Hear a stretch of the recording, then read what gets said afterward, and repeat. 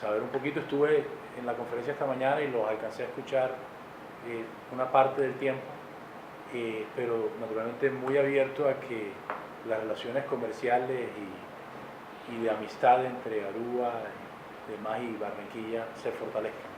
Nosotros como Asociación Nacional de Empresarios de Colombia tenemos dentro de nuestros empresarios afiliados todos los sectores de la economía colombiana, desde el sector financiero y el resto del sector de servicios hasta todos los temas manufactureros. Y dentro de los temas manufactureros tenemos sector construcción, donde tenemos producción de cemento, producción metalmecánica, todo tipo de producción.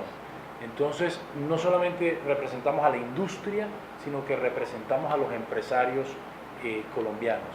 Y tenemos afiliados alrededor del 53 punto algo por ciento del Producto Interno Bruto de Colombia. O sea, la gran empresa de Colombia está afiliada a la asociación. El 50% de nuestros afiliados, 52% de nuestros afiliados son industria manufacturera. El 48% es el resto de sectores. Entonces creo que habría muchísimo interés de parte del sector manufacturero colombiano en tener una relación comercial con Aruba.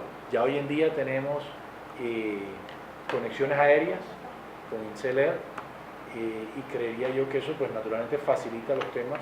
Parte de las cosas que podemos hacer es, hay algunos productores de fruta, por ejemplo, en el mercado local, que producen solo para el mercado local y que tienen posibilidades de ampliarse. Lo he hablado con ellos, ProExport ha estado trabajando con ellos, y que ese salto para comenzar a exportar lo podrían hacer para un mercado como Aruba, donde ellos tengan la confianza de que el volumen que se les exige no es de las dimensiones que lo pide Estados Unidos, y que naturalmente entonces para ellos habría la posibilidad de armarlo y que podemos ir construyendo la logística necesaria para el transporte de esas mercancías. Tuvimos una visita muy distinguida en Barranquilla, la visita no solamente del ministro, sino del presidente de la Cámara de Comercio, la Asociación también de Industriales y de Comercio, y creemos que es una gran oportunidad para identificar oportunidades de negocio, oportunidades de comercio, de inversión entre Barranquilla y entre Aruba. Estamos tan cerca que es una ventaja que tenemos que aprovechar en beneficio de todos.